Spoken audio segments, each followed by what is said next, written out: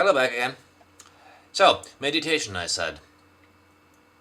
What's the thing with meditation, and why did virtually every warrior culture stress meditation or some kind of spiritual practice as a necessary and almost mandatory part of warrior training? Like we said, if you experience extreme violence or sudden extreme violence, chances are you suffer from post-traumatic stress syndrome. The same held true for the ancient samurai or for the ancient Roman legionaries as does for us. Since those cultures knew that as well as we do, they found ways to deal with it. And as ever, preparation is better than cleaning up. And preparation against post-traumatic stress syndrome is meditation. Meditation basically means you get acquainted with your own mind.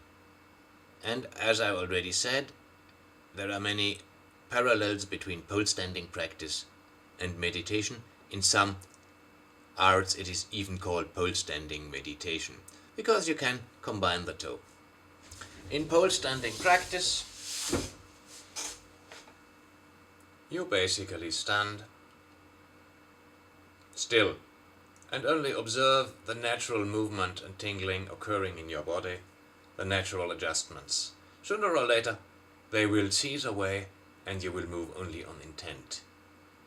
You will get a better structure and stuff, and you will bear the pain, because any kind of practice, even the so-called mild standing practice of Tai Chi, is pretty macho if you do it for an hour or longer. Now, meditation has something similar. You rest your attention. Note that I say you rest your attention. That is something else like you focus your attention, because to focus your attention actually is work, whereas here it is all about you rest your attention on an object of attention. That may be a great many things, that may be a prayer you say, that may be an image you see. I normally recommend you rest your attention on the stream of breath coming in and out of your nose, simply because that is always available and it is very easy to do. And for the effectiveness of the meditation, it doesn't matter. At least not if we look at it from the point of view to get you ready to deal with post-traumatic stress syndrome, or to get you ready to deal with stress in any way. And now what do? You keep a physical posture, ideally the physical posture that you also use in pole standing practice. So you actually can do two exercises in one. And if you do pole standing practice, you focus more on what is going on in your body. If you do meditation, you focus your attention on the formless stream of air going in and out of your nose, and you will notice that this is pretty difficult. Like standing still is difficult. If you try to stand still, you will notice all kinds of movements going on in your body. If you try to focus your attention on the stream of air on the tip of your nose, you will notice all kinds of things going on in your mind. You will see images, movies, hear voices. No, hearing voices is not necessarily a sign that you went nuts. We all hear voices, mostly our own, talking to ourselves.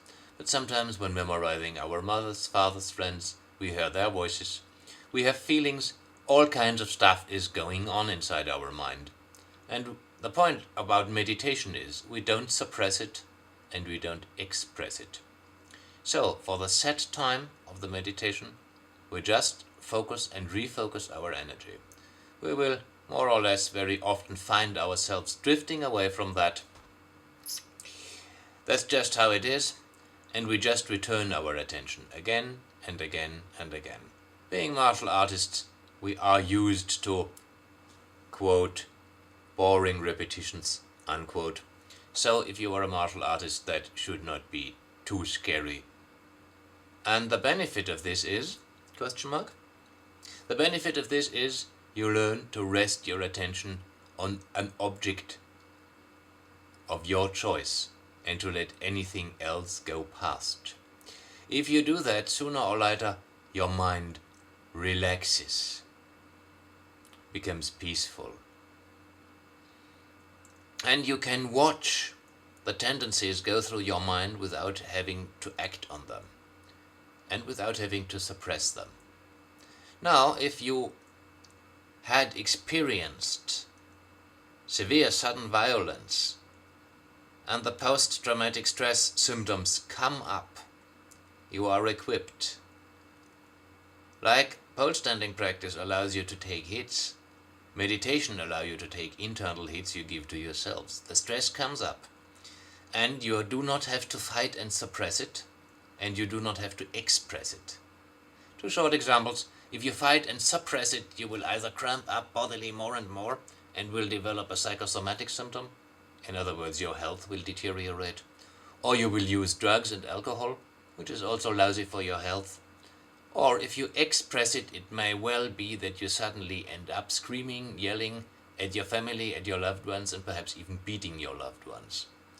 And if you suddenly become an alcoholic or a drug addict, or suddenly become violent against your own family, as a result of the violence you experienced, then in my eyes, the thug did win the war against you. Then you have been defeated by your attacker. You don't want that to happen. You may have won the battle, you may have even downed your attacker, but post-traumatic stress then in the end made you lose the war.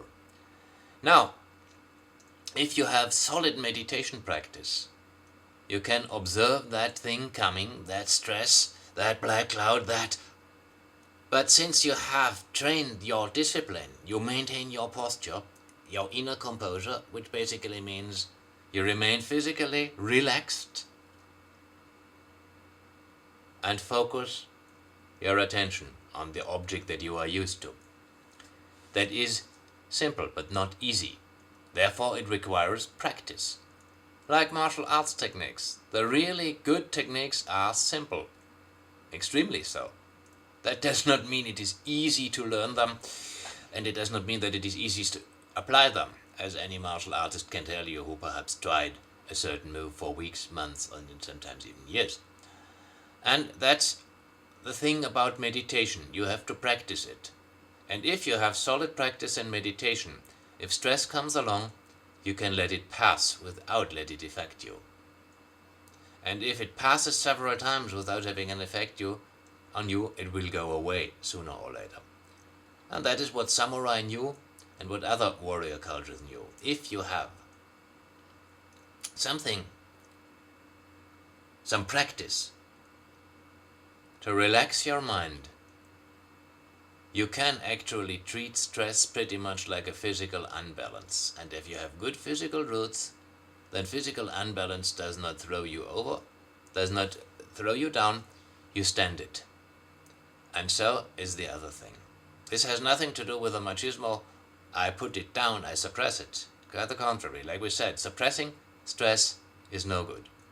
Expressing stress isn't good either. Observing it as it comes out of thin air, plays around, and dissolves again is the thing to do, and meditation allows you to do that. And there is another scenario where meditation, especially a simple meditation, may come in handy. Let us say you have downed an attacker, and let us say the police comes and takes you and the attacker into custody. They do not know who started what, and they took your identity, and now they want your statement. Like I told you, if you have all screws together, you will not make a statement before your lawyer arrives. You will actually try to make your statement to your lawyer and then have your lawyer make your statement for you. Or at least you won't make a statement if your lawyer is not there. Now the police pressures you. Tell us! How are you going to do that, little bugger, asshole? They are good at this, they provoke you.